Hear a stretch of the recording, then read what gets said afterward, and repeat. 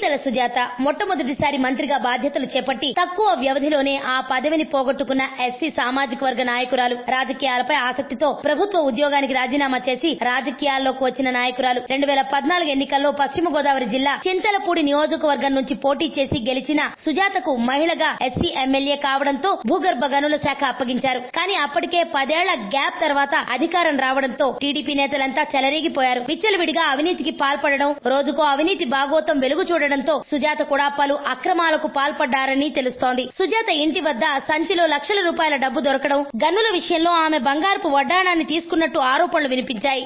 అసెంబ్లీలోనూ సుజాత తన వాణిని వినిపించారు. ప్రతిపక్ష నేత జగన్ ను ఎమ్మెల్యే రోజాపై విమర్శలు చేయించేందుకు సుజాతను పావుగా వాడుకున్నారనే వాదన వినిపించింది. ముఖ్యంగా సుజాతతో రోజాను తిట్టించి తద్వారా సుజాతను తిట్టించి రోజాపై ఎస్సీ వ్యతిరేక ముద్ర వేయాలని చూశారు. కానీ క్రమేపీ సుజాత స్థానంలో టీడీపీ ఎమ్మెల్యే వంగలపూడి అనిత వచ్చి చేరింది. ముఖ్యంగా మంత్రివర్గ విస్తరణలో ఉన్న పదవిని పోగొట్టుకోవడంతో సుజాత డీలా పడ్డారు. ఆమె అనుచరులు కూడా నిరాశ చెందారు. వాస్తవానికి సుజాత అవినీతి కారణంగానే మంత్రి పదవి నుంచి తొలగించినట్టు టీడీపీ అధిష్టానం వివరణ ఇవ్వగా, మరి అదే మంత్రివర్గంలో కొనసాగుతున్న చాలా మందిపై ఇంతకు 10 రెట్లు అవినీతి ఆరోపణలు వెల్లువెత్తుతున్నా చంద్రబాబు పట్టించుకోకుండా కేవలం సుజాత పదవినే టార్గెట్ చేసి తొలగించడం పట్ల ఆమె ఆవేదన చెందారు. మరోవైపు మంత్రిగా ఉన్న సమయంలో కూడా ఆమెను జిల్లా టీడీపీ నేతలు, అధికారులు లెక్క చేయలేదట. ఎస్సీ కావడం, మహిళ కావడంతో సుజాతను పట్టించుకునేవారు కాదని తెలుస్తోంది. మంత్రిగా ఉండి కూడా తన వారికి, నియోజకవర్గానికి ఏమీ చేయలేకపోవడం, నమ్ముకుని కష్టించి పనిచేసిన పార్టీ కూడా అవమానించిన నేపథ్యంలో గతంలో సుజాత పార్టీ మార్పు అంశంపై కూడా ఆలోచించినట్టు తెలుస్తోంది. మరోవైపు వైసీపీ చింతలపూడి నియోజకవర్గ సమన్వయకర్త